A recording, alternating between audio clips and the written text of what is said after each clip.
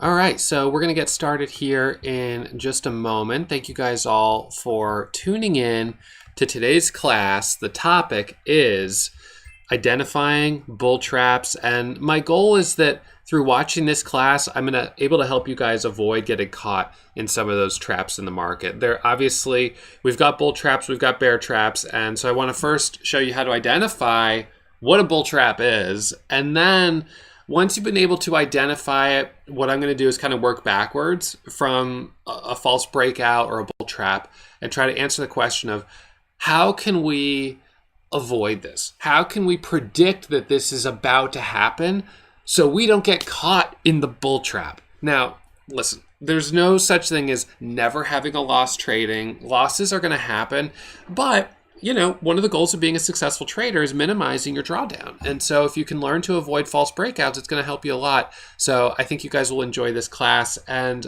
for everyone who is tuning in today, I'm going to give you a link where you can download my free technical analysis series. This is a pretty awesome piece of content that I put together for you guys. It's kind of the ultimate resource for technical analysis. So please enjoy this, use it. It will help you in your trading. So, get into it, keep studying. You guys are here because you want to learn, so this will help you. And I've got a ton of more free resources that are on my website, warriortrading.com, and that are throughout posted here on YouTube. So keep checking things out, and I hope you guys hit the thumbs up if you enjoy this episode. Okay, so let's see. So why don't we go ahead and jump right in? I'll do a little Q&A as we go along. So as I see a good question posted, I'll answer it. And I might jump in and out of my charts a little bit. So maybe I'll just full screen this kind of like this for now. Okay, so let's see. So we're going to jump in here.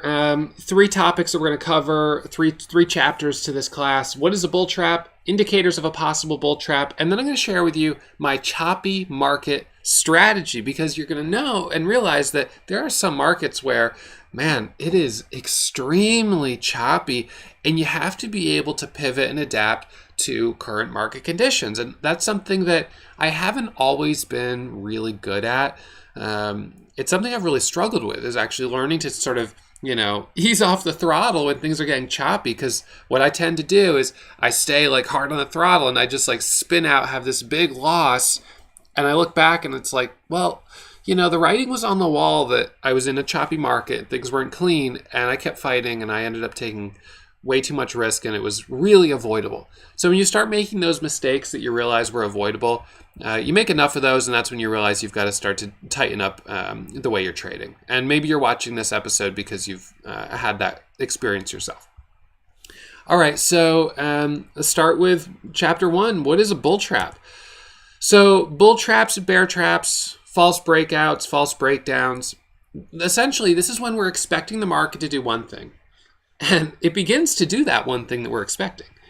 And then it suddenly whips the opposite direction, and it fakes everyone out. These moves can be extremely violent and can very quickly swing you from green to red. And if you're trading a higher price stock, these can be whips that are dollars a share in size. And actually, just as an example of it, I just noticed on my other chart, KAL. So KAL, this stock, has put in a couple of false breakouts. We had a false breakout right here as it tried to break this double top through resistance. And we also, on this resumption here from a halt, big sell-off, pops up, drops, back up, and halted down again. So these, and this is in such a range where you're talking about a high of 1250 and a low of 1020. That's a 2-point range. You take trades on stock with a range like that with 5,000 shares, and you're up and down $10,000 in a matter of not just minutes, seconds. It can happen so fast. And the problem is, once that reversal is confirmed, we often see continuation in the opposite direction from the original move as traders bail out, right? Because you have traders that buy for the breakout, and then it squeezes up and then does a false breakout, it drops down. And so while those traders are bailing out, who's also getting in? short sellers who are seeing that false breakout as confirmation that the stock is not strong enough to keep going. And so the combination of short selling plus longs bailing out creates an imbalance to the sell side in this sort of supply-demand equation. And that's where we often see that continued sell-off after the original false breakout. So, I mean, one of the things here that's also important is keeping that mentality of breakout or bailout, which means if you get in for a breakout and it does not work immediately, you bail out of that trade. You don't just keep holding and hoping, because it usually is just going to keep trending lower. So this is an example of a clean breakout, right? Now, this is a stock that traded last week, had some good trades on it. And I mean, look, this thing went, it was really a phenomenal move. So consolidation here, a little choppy here and here for sure. But here's something I'm going to try to give you these little tidbits because some of these are so important. So what's the difference between this little attempt here that was a false breakout, or this one here, and this pullback right here? And what I would say was the big difference is that during this pullback, the stock had just experienced a 20% move. It had just made a really big move in the last 5 minutes. So when you get these really big moves, this is when you start to think of these moves as being like a magnet. It just pulls traders in. It pulls them in. It pulls them in. Long bias traders and short sellers. It pulls them in. And so you have a lot of people watching it in this area. That's also reflected in higher volume. Light volume red candle, and then boom, it rips up. Now, what you have back here, it started to pull away, but it was moving a bit more slowly at this time. And highest volume was on a red candle, showing that sort of indecisiveness. And it went back into this kind of sideways consolidation. So this was a much more bullish pattern on this pullback than this one right here. And that's one of the reasons that you got really good clean breakout and clean resolution on this 1 minute chart.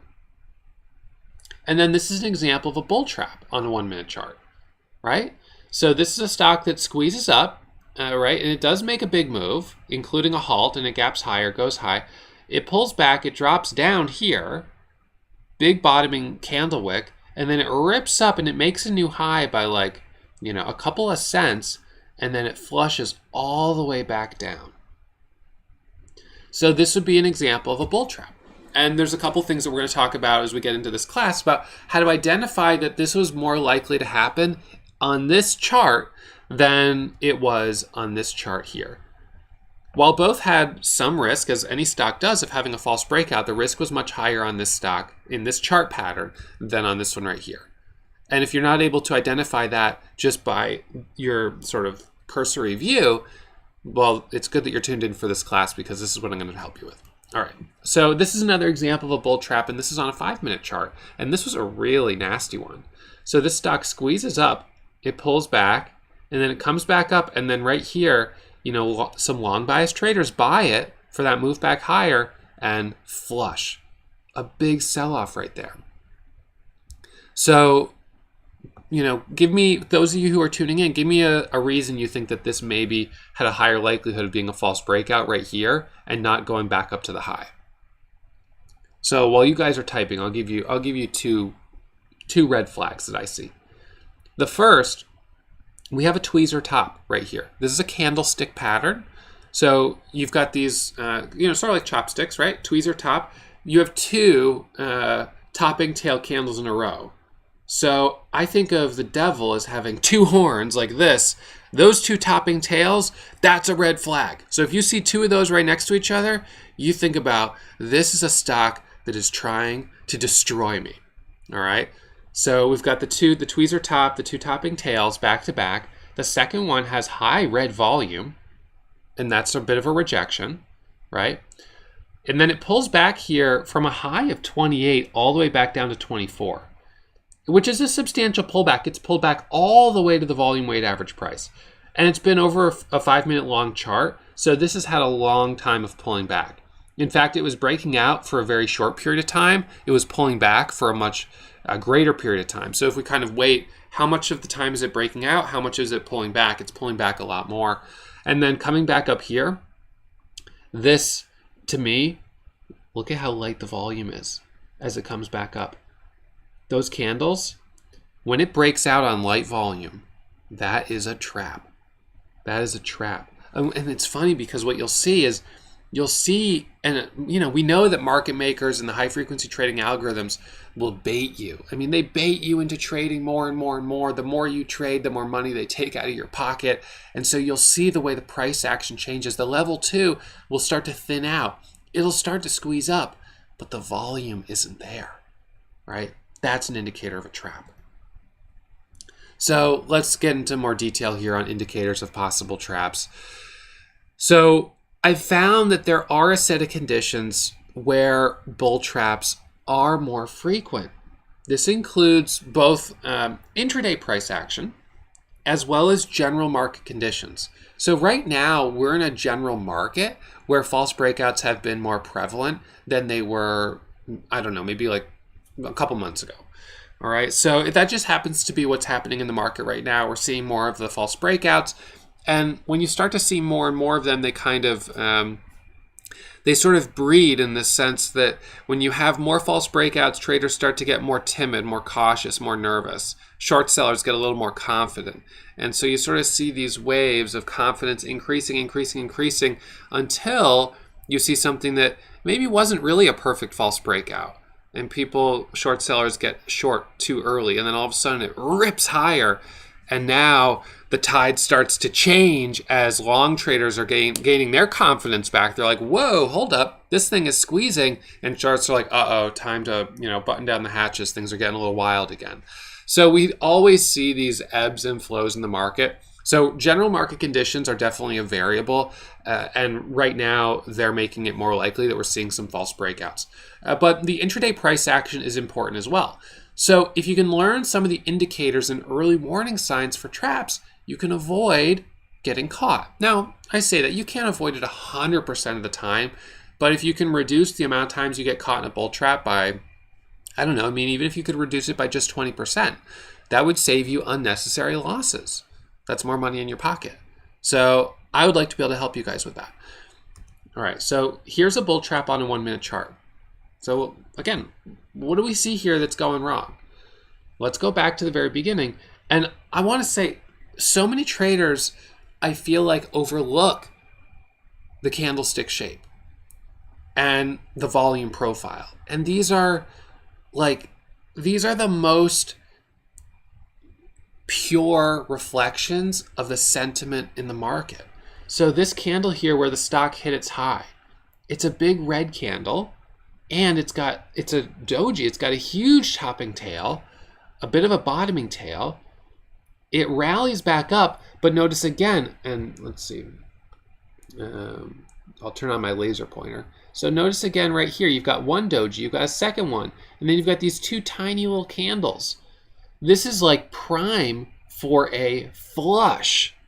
And that's exactly what you get right there, is that big flush. And notice, it's just like, it's trying, but it keeps, every time you see that pop and then sell off, that is weakness. And that's what this is doing. And that's how those dojis are created. Now, the fact is the stock does squeeze up, but sellers bring it back down before the end of the candle. It squeezes up and sellers bring it back down. All right, and then you have this consolidation here, this sell-off. This is a dip. And then it comes back up here and it comes back up to the high. But it's coming back to this area of price where we previously struggled. This is an area where we already had a hard time. So even though the volume is a little bit higher on this candle, it's certainly not high of day volume. I mean, it's a little bit higher, but this stock, it's just shown this weakness. Now, I want to show you something else. The MACD right here. This is something that I'll put on my charts during choppy markets. During really strong markets, I won't use it. But during choppy markets, I put it on my charts to help me avoid false breakouts, because I notice that when the MACD line here crosses below the signal line, from that point forward, we're in consolidation. So MACD it's an acronym for moving average convergence divergence. So moving averages are diverging when a stock is moving up quickly. All right, so if I look at a chart here, You look at KAL, for instance. Right here, you've got your moving averages of the 9 and the 20, which are in gray and cyan, blue color. And as the stock moves up, those moving averages are moving apart. So they're diverging. And then right here, they're converging, and they actually cross over against each other right here. So they pull away and they come back together. So it's an oscillating indicator. And what it shows us is that when they're coming back together, when they're converging, that's a period of consolidation. I usually find that when moving averages are converging, we're going into this long period of consolidation. This is when stocks can be very choppy. I really do better when stocks are in like a breakout mode. When they get into this, kind of choppy consolidation, this is when it can be really difficult. And some of you guys are mentioning Seco just did a false breakout. So let's take a look. All right, so look at that thing. Okay, all right, so let's look at this. All right, so Seco, high volume red candle. So our red flag on this is that high volume false breakout at the open, right there. We already had, this stock already has a history of doing this. It is not surprising to see it do it a second time. This is a stock that already is just willing to make those nasty breakouts. So false breakouts. Yep. And so that's very common. So when do traps happen? So in the previous examples, we see some warning signs. Now you may choose to ignore them.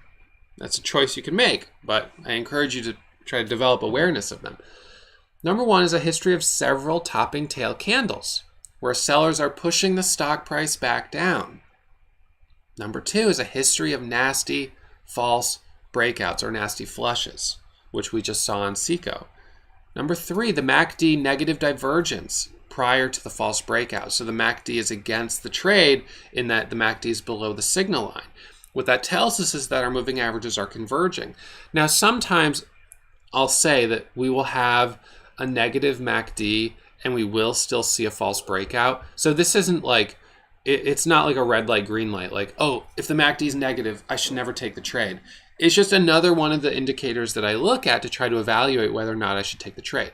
If the MACD is negative, but the stock does not have a history of topping tails or a history of false breakouts, and perhaps the 5-minute is forming a really nice bull flag, I may say, you know what, I'm willing to take the trade. I'm going to take it a little bit more cautiously and with smaller share size. So I still use it as a factor for determining how much risk I'll take, but it's not necessarily, and this is trading. I mean, there isn't exactly just red light, green light.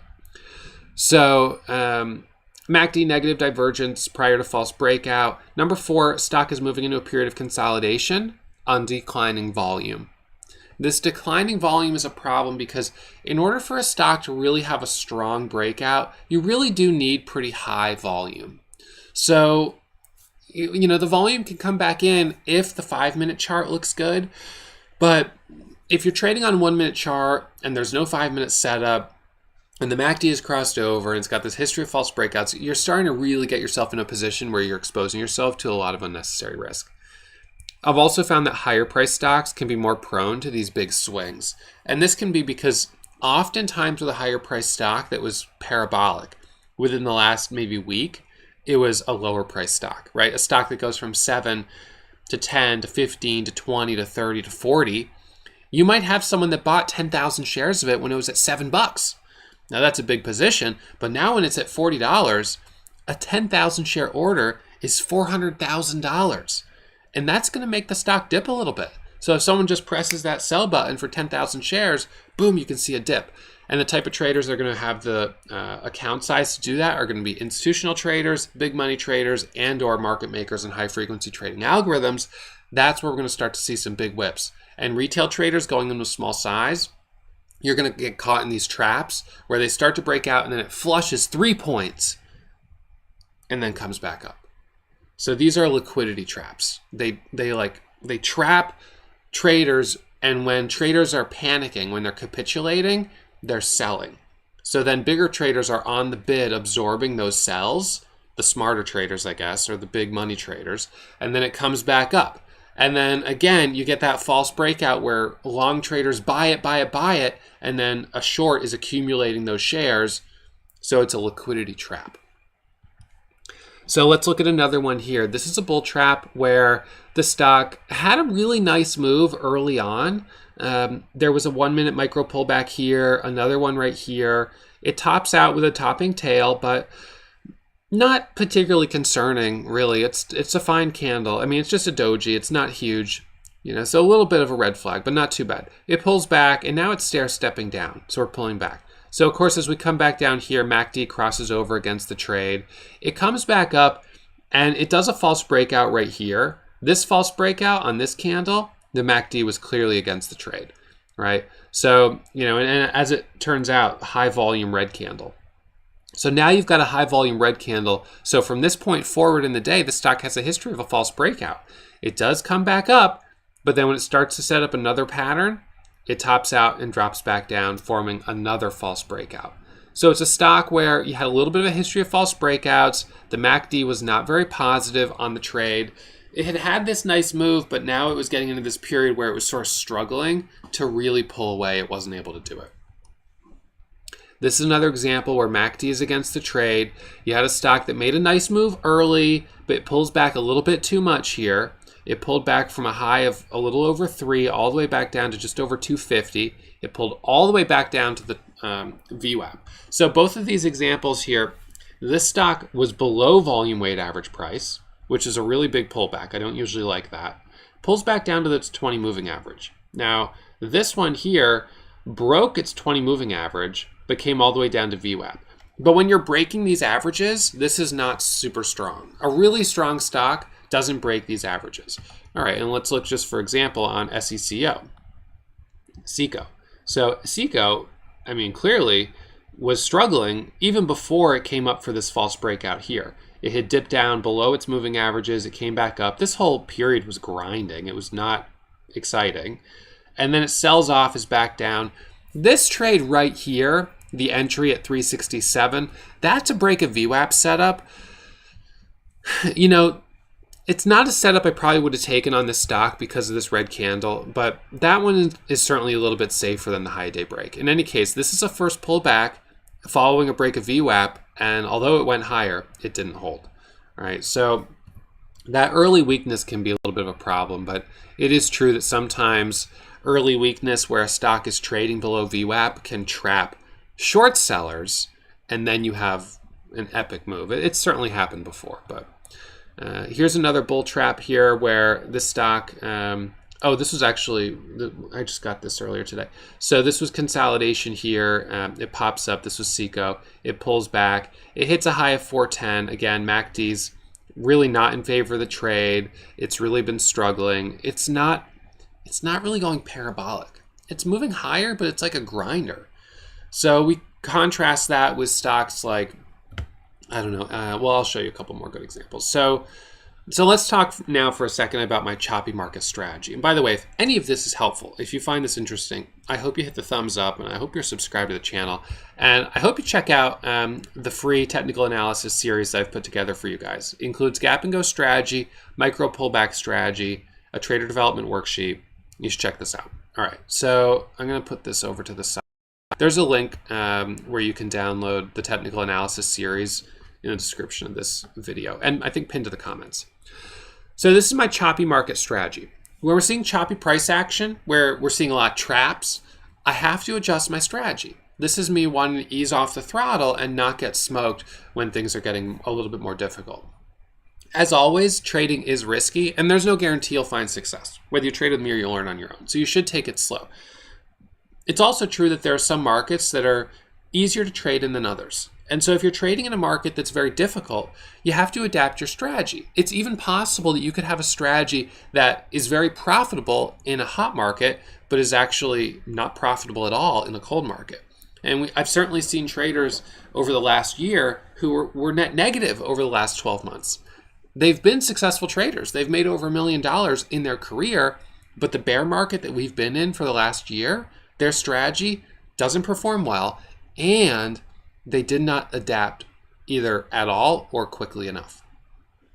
So I try to adapt my strategy, and I try to see the writing on the wall pretty quickly when things are going badly, but even then I still could be a little bit better sometimes. So number one, I aggressively trade the early part of the move, and I scale down in size as price increases. So if we look back at some of those examples that I showed you, or you could even just scroll back in the video, you would see that a lot of the clean moves were early, and then we got into these periods where they just became very choppy as it consolidated, and that's when you got the false breakouts. So trading early, trading aggressively, not early part of the day specifically, but in the early part of the move when the stock is really pulling away. And Robert is asking what I mean by trading a stock that's parabolic. So, we could look at, an early part of the move on MSGM, just for instance. So this stock MSGM last week had a really epic couple of days. And so each day we had some sections where it was moving really cleanly, and we had some great breakouts. And then we had some periods where it was a little choppier. This here, choppy, light volume, that was not so clean. But if we go back a little bit further, let's see. I'm on my traveling trading station here today, so my computer's running a little slow while I'm trying to broadcast. So think about this. This area here, right, where it's going straight up, that's parabolic. The stock goes from like $12, $15 to $50. It's like straight up. That's an area where obviously it's moving quickly. There's a lot of opportunity. This area here, consolidation, that's going to be a little tricky. There's range. You could buy dips, but maybe wait for it to start to break out again. And there you go. That's the breakout, and that's that clean move higher. So I'd prefer to trade when stocks are going parabolic. There's not always parabolic every single day, but to varying extents. I mean, on this day, even before that move, we had these candles here early, which was at the time, those were relatively strong candles. $1, $2 a share from 6 to 8. So, I'm happy to trade those. Those are areas where I would still be trading because the stock is basically moving, pretty much straight up. All right, and Seco right now is rallying back up a little bit, but we'll stay focused on this. All right, so number one, aggressively trade the early part of the move, and I scale down as price increases. All right, and I certainly try to avoid trading during periods of consolidation. I try to focus on trading during periods where the stock is moving quickly. I like to trade micro pullbacks, taking profit into the first breakout with stops at break even. Breakout or bailout. If it doesn't work, I'm out of the trade. And I'm pretty ruthless about that. I'll just hit the bid. I'll just bail out. I'm out. That's it. Number four, don't overtrade. Your cleanest windows are early in the move. If you miss them, you got to wait for the next one. You don't want to overtrade when the market's choppy. And number five, I just focus on 15, 20 cent winners. That's my goal. Just 15, 20 cents. If I could do that with 5,000 shares, it's $750 to $1,000 each trade. And if I do that 3 or 4 times in a day, I'm up, a couple $1,000, and then maybe a couple losses of 10 cents minus 500. So daily goal 2,500 to 5,000. That's kind of what I focus on. And this was a year of trading in a bear market. So my average daily gain was $4,308. So, it was $1 million year. Average winners are smaller than in a typical year. And I did get caught in a couple of false breakouts. It happened through the course of the year. But my accuracy was 69%. And that's a level of accuracy that I've been able to maintain pretty consistently for many, many years, 5+ years. I've been maintaining about 69%. So the biggest difference between a really strong market and the bear market was that my average winners were smaller because I got a little bit more aggressive at just taking quick gains, and not pushing my luck. You start to push your luck, and it's very, very easy to give back profit. And I'm sure every one of you guys know this. I'm sure every one of you have had days where you were up nicely and you overstayed your welcome and you gave back your profit. So I'll always say you're doing one of two things. You're giving back profit, or you're leaving money on the table. And I'd rather leave money on the table and walk away sooner than give back profit. And today's a day where certainly by not trading Seco, maybe I could have on that, break of VWAP or whatever, maybe I could have made a little bit more on it. But I try to remind myself, especially when I've crossed over 5,000 on the day, as I did today, I've done my job. I've made enough today. This is a good day. I can come back and try again tomorrow. And I'll also say, just for context, that today we did have quite a bit of choppiness early on. And when we have choppiness early on, that for me is a red flag to try to slow down. I do want to try to push harder when the market's hot, but today didn't feel super hot. It felt volatile. And volatility can create opportunity, but you do have to be very cautious with that. So, again, you don't want to be too greedy with trades. You want to try to just make enough and then come back and try again. So micro pullbacks following breaking news. So we had a nice micro pullback on HSCS right here. Little micro pullback there, little micro pullback there. That was where it was the cleanest. Right there. That was the cleanest of the whole day. This is another one, micro pullbacks. So these are almost hard to see on a 1-minute chart, but the stock went from $5.50 to almost $9 a share. So it went up $4 a share, almost 100%. And there were micro pullbacks here where it hesitated, like you can see right here at about 7, and then it pulls higher. It tries to break down, it can't. You see some big bids on the level 2, green on the tape, and then off it goes. So, this is the type of stuff that I'm going to try to trade aggressively. I'm going to trade the front side of the move when we first have breaking news or when it's moving quickly. During periods of consolidation, I'm going to try to avoid it, not overstay my welcome. But if it comes back up and wants to make another, leg higher, then I'm interested in trading that as long as the stock hasn't displayed one of the characteristics of maybe being more likely to do a really nasty false breakout. Because the last thing you want to do is give back that profit on a sort of higher risk trade. Because once you get further, if I have a loss at 7:15 in the morning, I feel like I still have a good amount of time to recoup that loss. But if I have a loss later in the day, I'm running out of time to recoup the loss, because traditionally we've had the most opportunities in the morning, which is between, really probably between like 8 a.m. and 11, but even as early as 7 until maybe as late as noon. But really there's kind of a window there between like 8 and 10 a.m. where most of my trading happens. And if I start to get later into that window, if I go red, I may not have the opportunity to recoup losses. So just based on that calculation, it's like if my window is closing, I may want to stop trading before it closes. Because if I take that last trade right before, my window closes and I go red on it, that could be a problem. This had a nice micro pullback right here at 8.50. All right, so these are the micro pullbacks that I was talking about, or that are covered extensively in the micro pullback strategy in the technical analysis series. I'm a big fan of micro pullbacks because here's the thing. What's happening during a micro pullback? A stock has just started to squeeze up. It's pulling back for a moment. There's a little bit of profit taking, but it's not long because traders see this stock squeezing up. They see it hitting high-day scanners. Right? So of course I'm using scanners. These scanners are like radar. They're searching the market in real time for stocks that are moving higher.